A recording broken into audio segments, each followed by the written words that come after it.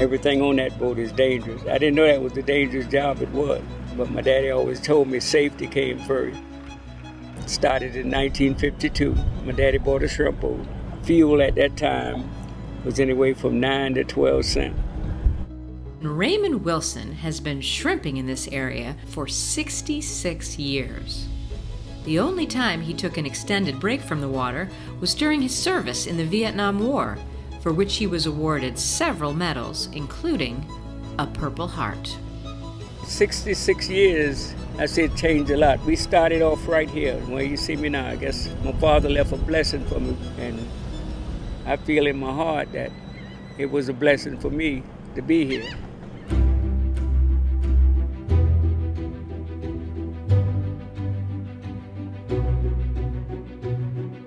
We're here in Fernandina Beach on beautiful Amelia Island, and this is the birthplace of the modern shrimping industry. There's no other connection I think you can talk about. I mean, it was the shrimping industry to start with, and of course our natural deep harbor here and our port. I know the shrimping industry in the late 1800s got started, and then it kept moving forward, and they were doing all this by hand, actually pulling little nets by little sailboats. And then one day somebody put an engine on a boat, and that's revolutionized the industry.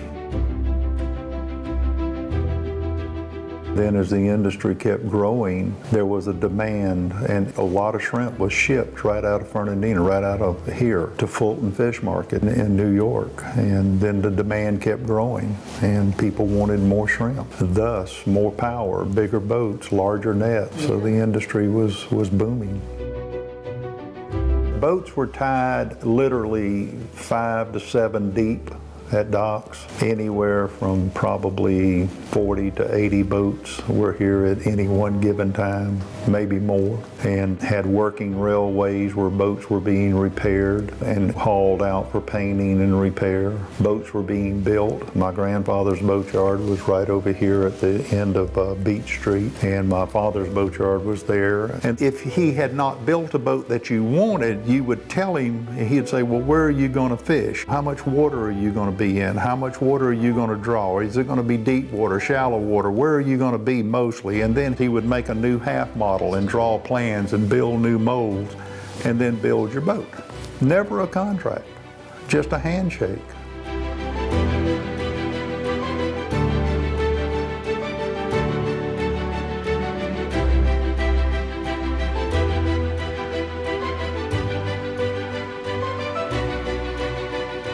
Amelia Island and the story of the shrimping industry itself are as intertwined as the weave of a handcrafted, perfectly designed net. This is the only job I've ever had, a net maker. Never done anything else. You know, I started learning how to sew along with my mother, and of course she made me look bad for a while. And of course my father and my uncle and all them, they were a lot faster than that. Well, that was my goal from that age. At 9 years old, I said, I'm going to be the best. I'm going to be the fastest. I'm just going to stay. And, you know, when I went all the way through high school, after football practice, after baseball practice, still sewing nets. The first Shrimp Festival was held in 1964, growing out of informal gatherings of the shrimping community and fueled by the excitement of competition. My father and Melvin Daugherty were two of the guys that started it. And it was mainly really just a kind of a party to them to celebrate the industry. It was just a bunch of shrimp boat owners, shrimp boat captains, strikers, boat builders, their families. It kind of started growing from that. And the shrimp boat races were world renowned. And those guys would tweak those engines up a little bit to make them go a little faster. And there was a lot of words going on at the end of the finish line. Which way, where were you standing, this way or this way? Who won the race, you know? And so it was some fun times afterwards. The tradition continues every first weekend in May when over 100,000 people arrive on Amelia Island for the Isle of Eight Flags Shrimp Festival. For many, this event is more than just a party marking the start of summer.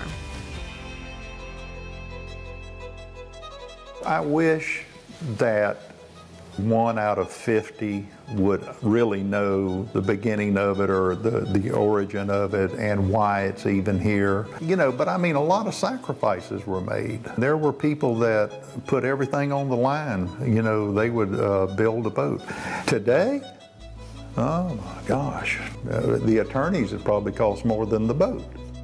If you actually blew China up right now and looked at all these rectangulars and triangles and squares and stuff all along that coastline, those are all shrimp farms, but they're rice fields that the shrimp are grown into.